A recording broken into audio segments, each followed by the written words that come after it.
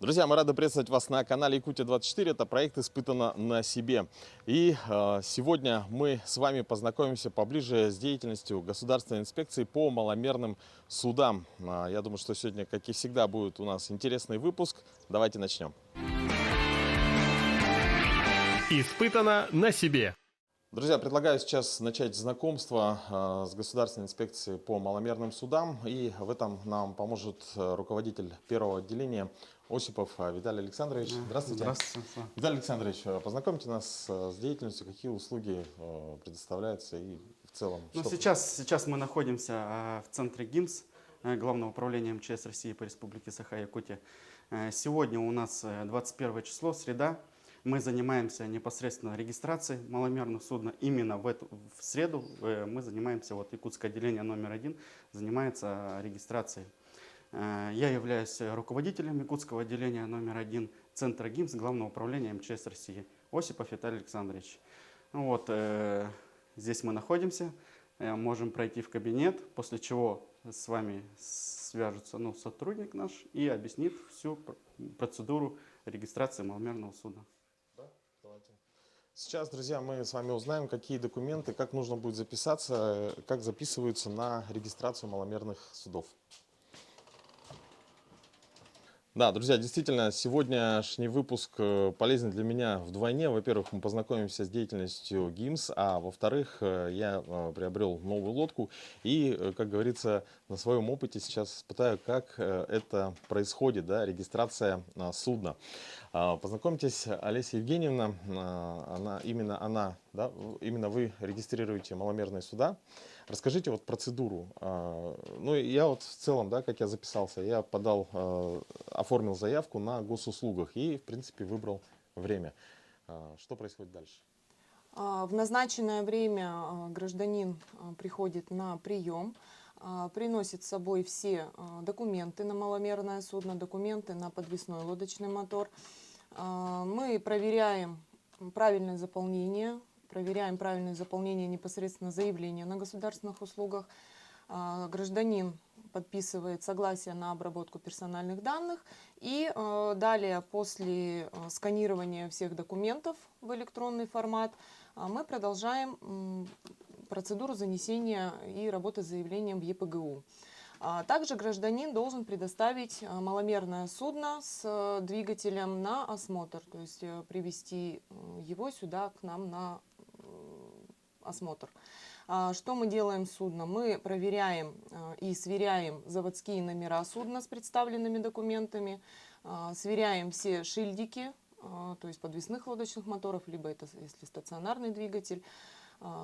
И в дальнейшем проводим процедуру регистрации, либо процедуру изменений в реестровых записях, либо, если граждане также обращаются и на снятие с учета маломерных судов, но данная процедура проводится в особенном порядке, она проводится только на основании подтверждающих документов, это либо акты утилизации маломерного судна, если это ПВХ, например, или корпусная лодка, либо справки от глав районов, что действительно там судно было утеряно, или конструктивные способности его утрачены. Также государственные услуги у нас предоставляются и по освидетельствованию маломерных судов. После процедуры регистрации лодка проходит осмотр непосредственно на водном объекте, то есть лодку спускают на воду, полностью укомплектованной, с рабочим двигателем. При назначенном времени инспектор выезжает и осматривает данное судно на отсутствие течи и так далее. И дает допуск к эксплуатации, либо если есть какие-то недочеты, то, соответственно, допуска не будет, пока не будут устранены данные нарушения, недочеты по судну. В случае, если маломерное судно новое, да, сколько есть какой-то срок, да, до прохождения следующего свидетельствования? Если судно новое, это в основном относится к ПВХ-лодкам, они, как правило, сопровождаются при приеме документов сертификатом соответствия на определенный срок. И в соответствии с этим сертификатом соответствия мы даем допуск к эксплуатации, то есть на тот период, пока действует сертификат. Если же такового сертификата у нас нет, то тогда мы допуск к эксплуатации при регистрации не даем. а проводим освидетельствование, которое дается на 5 лет. То есть с даты проведения освидетельствования 5 лет вы можете спокойно эксплуатировать лодку. Спасибо. Спасибо. Испытано на себе. Так, друзья, ну что, при подаче заявки на регистрацию через госуслуги буквально, по-моему, получается, обрабатывается уже ГИМСом, да, и потому что через некоторое время пришло уведомление вот именно по квитанциям. Именно то, что мне понравилось, удобно, да, то, что прямо в госуслугах пришел чек на 1600 и на 200 рублей. Да. Да, я прямо, как бы не выходя, грубо говоря, из дома, прямо в приложении все оплатил. И в целом, получается, это госпошлина на выдачу судового билета. И что еще? Я принес с собой договор купли-продажи лодки. Так как у меня мотор старый, да, будет перенесен на новую лодку, также старый судовой билет. Здесь сертификат соответствия и в целом все, да? В целом все. Также вам нужно будет предоставить лодку на осмотр вместе с подвесным лодочным мотором, чтобы мы могли сверить заводские номера судов и проверить правильность указанных, представленных вами документов. Скажите, а вот, допустим, если, понятно, небольшие лодки, да, а если, например, большой катер, да, то есть его тоже нужно привезти сюда? В данном случае, если судно является крупногабаритным, заявитель может воспользоваться такой возможностью, как выезд инспектора. То есть он оставляет заявку, объявляя о том, что судно является крупногабаритным, и везти его сюда достаточно-таки сложно и проблематично. Инспектор в назначенное время выезжает на осмотр и проводит всю ту же процедуру, о которой вот сейчас мы с вами разговаривали. Сняла. Руководство по эксплуатации сняла. Судовой билет, пожалуйста, тоже ваш. ДКП, акт приема передачи. А сейчас вот судовой билет, то, что здесь лодка та, которую сейчас будут регистрировать, ее надо передать им или нет? Нет, они получат новый судовой билет, так же, как и вы. Вы тоже получите новый судовой билет. Он просто может оставаться. Этот можете себе на память оставить. Хорошо. На память это хорошо. Угу.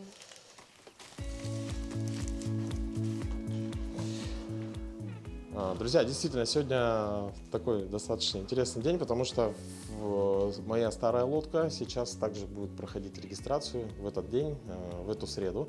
И сейчас есть возможность посмотреть, как проходит процедура освидетельствования.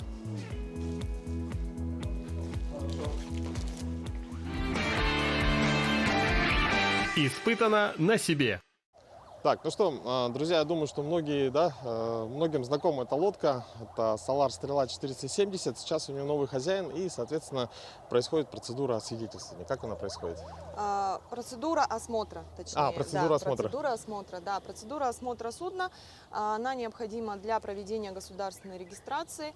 То есть мы осматриваем общий вид, проводим осмотр лодки на целостность баллонов. Также нам необходимо сверить заводские номера, которые у нас расположены, в данном случае вот здесь на трансе.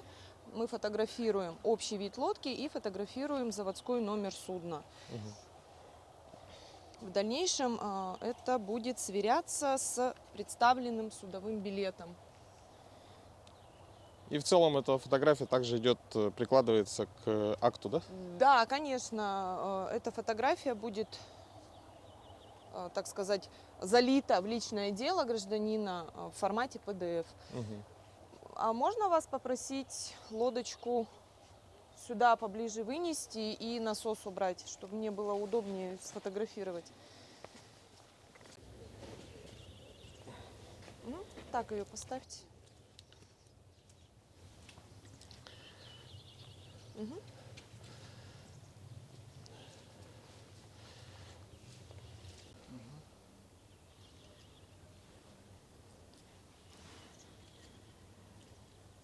Также лодки привозят и с двигателями. В данном случае на эту лодку будет установлен вот этот двигатель, водомет. Мы сверяем заводской номер на шильдике подвесного лодочного мотора и также делаем фотографию для загрузки в реестровую запись.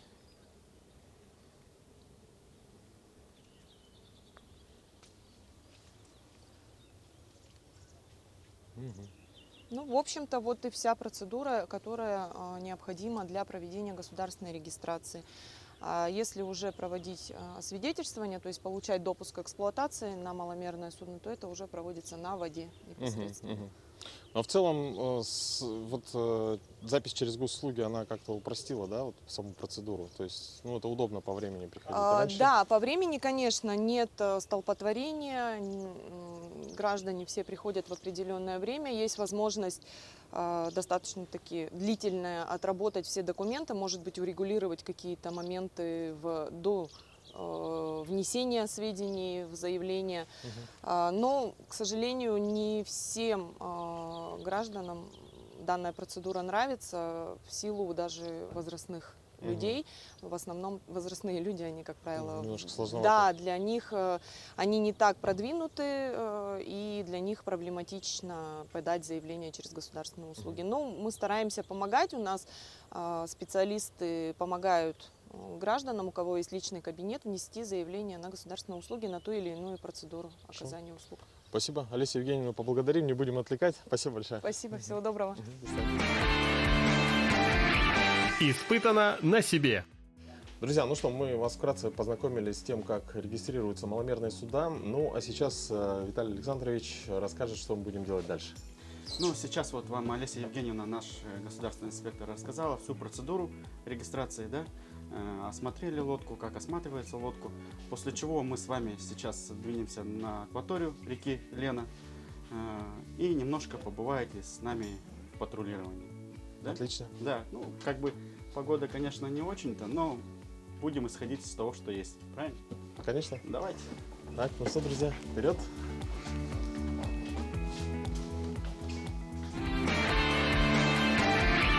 Испытано на себе.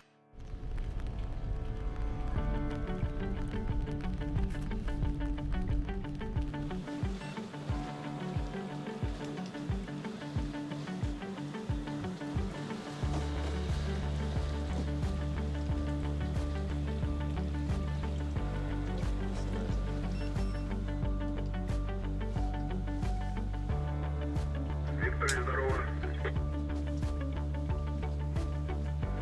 Добрый день, подтверждаю пропуск. Принял это?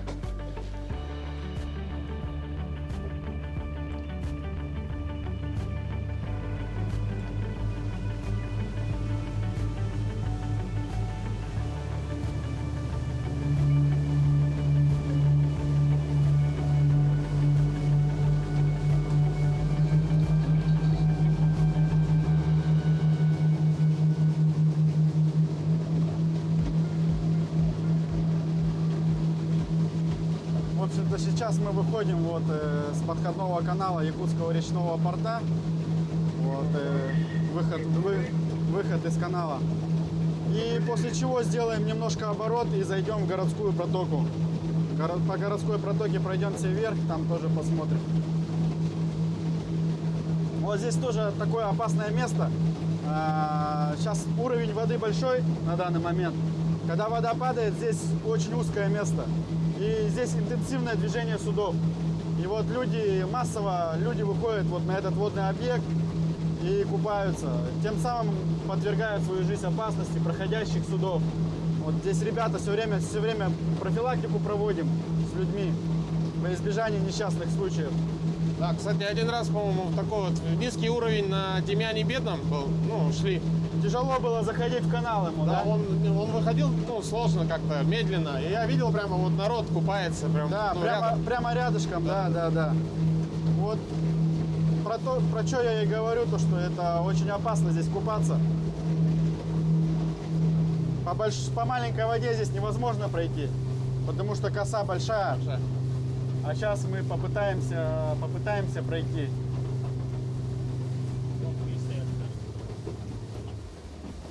Но это получается вот этот земснарядовский, да? Это они поставили, получается. Так, ну у нас сейчас вообще по Республике Саха-Якутия проводится месячник по безопасности на водных объектах. Вот, и также у нас каждая последняя неделя месяца проводится акция. Акция — это «Вода, безопасная территория». Вот, Мы совместно с инспекторами центра ГИМС и с административной комиссией города Якутска, с ГОЧИ, с транспортной полицией, ЛУ МВД на транспорте, ПДН, с Росгвардией проводим вот такие вот рейды по выявлению несанкционированных мест для купания. Ну, на данный момент у нас сейчас нету мест для купания. В ближайшее время планируется открыться это городской пляж на 202 микрорайоне. Сейчас ведутся подготовительные работы. Взяты пробы воды, пробы песка. И как результаты будут, то в дальнейшем будет открытие пляжа. Но на данный момент там нету ничего, ни спасательных инвентаря, спасательных постов. Там работают у нас обученные спасатели, имеются сертификаты. Вот, за последнее время вот, ни одного случая не было, чтобы кто-то утонул на городском пляже. Ну, это оборудовано место для купания. И там за ними смотрят, следят, да. А вообще массово, когда мы вот уезжаем, у нас самые такие вот рабочие дни, это, ну, выходные. Сами понимаете, наверное, то, что в жару люди массово выходят на водные объекты, и вот везде, буквально везде люди отдыхают. Ну, самый опасный момент, наверное, когда, ну, вот несанкционированные на таких достаточно протоках небольших, но с большим течением, да, то есть там как будто вот вроде берег есть, ну, дно, да, видно. Да, но это вот такие достаточно тоже опасно. обрывистые места, вот, Да. особое внимание обращаем на детей. У нас в группу риска в первую очередь это дети, школьники. И также вот где мы видим детей, подходим на судне, проводим профилактику, чтобы за детьми смотрели, в первую очередь за детьми. Вот. Потому что это все происходит мгновенно. Как бы, а дети наши дорогое самое. Ага. Вообще вот получается у нас в функцию ГИМС входит охрана безопасности людей, жизни людей на водных объектах. И получается проведение профилактических мероприятий в пределах своей компетенции во избежание несчастных случаев на водных объектах. Вот. Надзор за правильным пользованием поднадзорными судами, маломерными судами. Следим, чтобы люди правильно обращались, двигались. Если какие-то есть нарушения, выявляются нарушения, то выписывается либо постановление, либо протокол административного правонарушения. Люди стали как-то более законопослушными, как-то, относиться к этому по-другому начали вообще. То есть раньше, если было так, что Можно сказать, беспредел, да? да, массово все, да, взяли, да, допустим, да. стали брать А сейчас лодки. у всех есть удостоверение на право управления, все обученные, все как бы имеют право пользоваться маломерным судном. Но в целом ты едешь, допустим, на лодке, обычно это как бы отдых, да, там рыбалка или еще что-то, и как-то не хочется там омрачать какими-то проблемами, да, то есть как бы от кого-то скрываться, да, то ты есть. настроен уже как бы на отдых, да, зачем тебе лишние проблемы? Там, Да. как бы, да. Мы, если с судоводителями все хорошо, как бы документы в порядке, всегда желаем доброго пути, как бы проведем профилактику с людьми. В первую очередь, чтобы дети, и пассажиры были всегда в индивидуальных спасательных средствах. На число пассажиров, чтобы одеты, жилеты были. Заходим в городскую протоку. Сейчас будем подниматься вверх по ней. Ну, видите, как бы погода не очень-то, но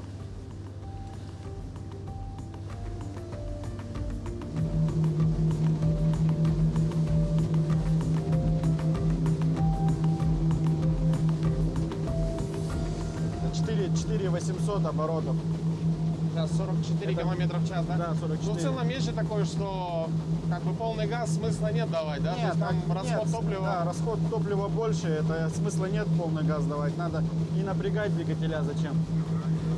Где-то 4800 вот так вот держим. А так в целом мощность, оснащенность катера позволяет как бы, преследовать, да? Ну да, Скоростные если характеристики. скоростные, да, он как бы отлично держит себя на плаву. Он уже у нас не первый год, получается, с 2013 года вот это судно к нам поступило. Зарекомендовала себя как с отличной стороны. Она отлично просто держит волну, режет волну. но и скоростные характеристики тоже хорошие. И бывают в рейды, отправляемся тоже на ней далеко, куда-нибудь вниз. Там также совместно с транспортной полицией, с рыбнадзором по выявлению нарушений. Здесь два мотора по 100. По 115. По 115 да, лошадиных. моторов по 115. Ну, для нас вообще, вот, для нас в первую очередь это профилактика. В первую очередь мы с людьми проводим профилактические мероприятия во избежание несчастных случаев.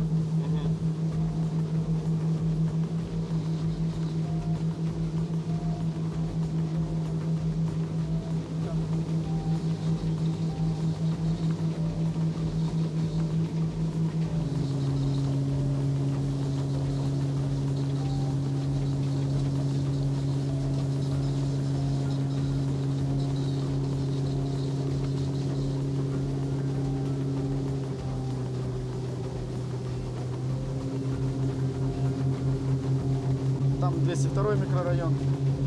Подходим к лодочной станции.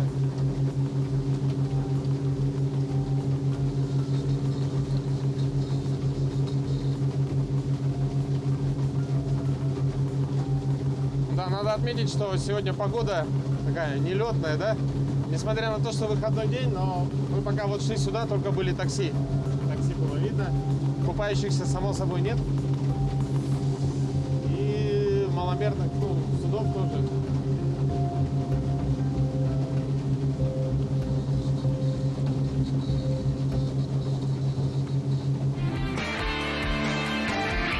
Испытано на себе.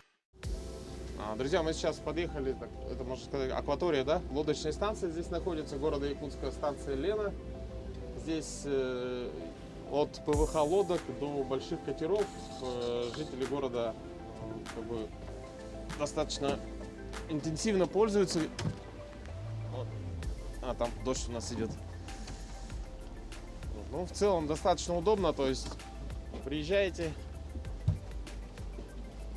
на машине ставите на стоянку, да? Да, конечно. Сел всё на лодку, удобно. поехал. В целом удобно. Есть заправочная станция Саханефтегазбыт, вот там правее. Ну, вот при подходе к лодочной станции надо учитывать скоростной режим, потому что судно стоят, тоже волна сильно бьет и обтирает катера, бьет катера.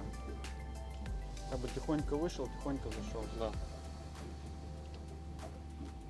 А в целом вот само понятие тихого хода, это когда лодка не на глиссере или Это все-таки... безопасная скорость движения, да. Когда лодка, вот на данный момент мы сейчас на безопасной скорости двигаемся. Практически на холостых. Да.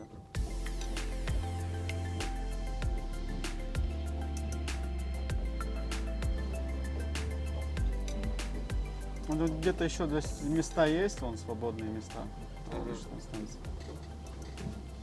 Ну, тут круглосуточное дежурство. Все смотрят за судами. Имеются журналы, выходы, входы судов.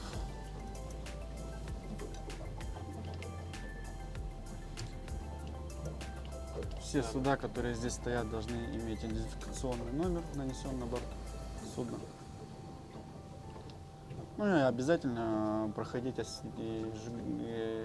раз в 5 лет свидетельствование мерных судов с отметкой «пригодное к плаванию». Годное к плаванию. Помимо освидетельствования есть еще понятие техосмотр, да? Нет, Нет, такого нету? нету. А, Это нету? есть и освидетельствование судна. А, Также подаете, вот как Олеся Евгеньевна сегодня рассказывала, на госуслуги. В определенное время назначается, человек приходит, потом инспектор назначает в определенное время для прохождения свидетельствования, заполняется акт, проверяется судно, сличаем документы, судно с номером, шилдиком, номером двигателя. Вообще у нас вот получается в городе Якутске два отделения. Якутское отделение 1, Якутское отделение 2. Вот, И в каждом отделении по 5 инспекторов. По 5. По 5 инспекторов. Это чисто, это черта города. Вот. Также у нас есть Меги на Кангаласском, если ближе взять, Меги на Кангаласском районе. Участок, 2 инспектора там у нас работают, судно у них тоже имеется. Потом Покровский отделение, группа патрульной службы у нас получается Жатай, тоже судно у них имеется. Ну, в принципе, мы когда работаем, у нас на свои участки делятся, и каждый на своем участке работает, и разделяем как бы речку. Ну, то есть по району. Да, по району. Но Ну и также дальше пошли Намский район, там в Намском районе тоже работают. ну, и от концентрации тоже зависит, наверное, да? Чем где больше лодок, соответственно, тем больше Ну да, инспекторов. интенсивность движения, это как бы в центральных районах особенность, вот, вся интенсивность. Спускают лодку, да? Да, сейчас спускают лодку.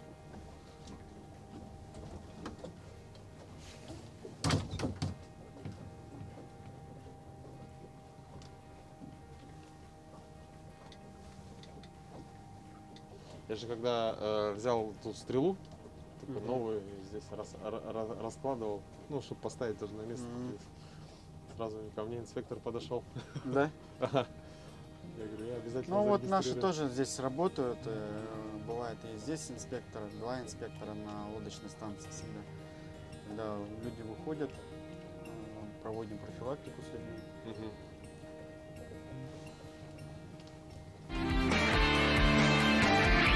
Испытано на себе. Расскажу вам маленько про оснащение судна, что должно находиться в судне и иметь с собой судоводитель при выезде и при освидетельствовании водной акватории. Это обязательно должен быть огнетушитель, чтобы соответствовал ГОСТу, был заправлен. Аптечка автомобильная обязательно должна быть у вас. Также конец Александрова, он предназначен для того, чтобы если человек у вас упал за борт, кинули его, для утяжеления можете маленько черпануть воды, затянуть, кинуть и вытянуть человека на берег.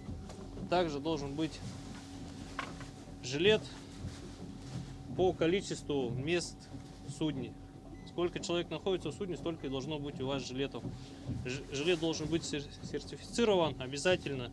Светоотражающие элементы и свисток. Свисток для того, что если судно потерпело бедствие, человек не может как бы подать какой-то сигнал, он охрип, то может посвистеть, чтобы его услышали, подуть свисток. И светоотражающий для того, чтобы вас нашли в темное время суток. И также круг. Круг нужен для того тоже, чтобы подать человеку тоже со светоотражающими элементами. Фальшвейер обязательно. Ну а в целом мы находимся на судне ГИМС, и вот здесь есть такой интересный еще одно средство, Это радиолокационный буй. Он используется для того, что если судно потерпело бедствие, кидается в воду и получается подает сигнал, где находится судно. Также еще есть автоматическое средство, оно находится в кормовой части. Сейчас я вам покажу.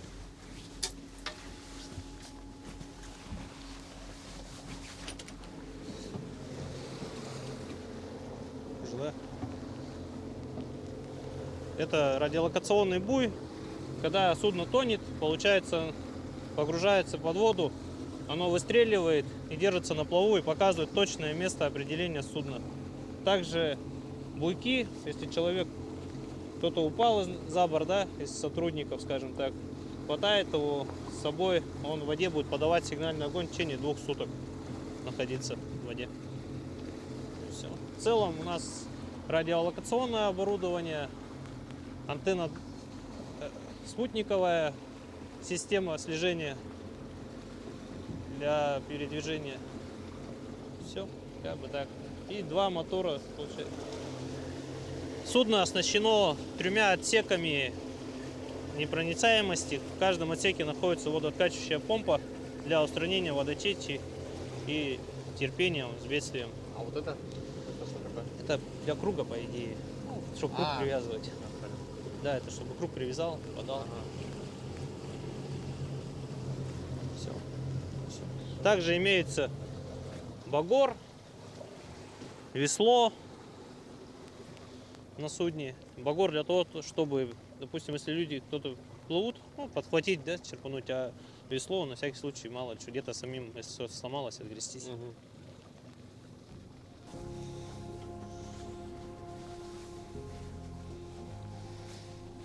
Друзья, ну что, на горизонте у нас никого не видно.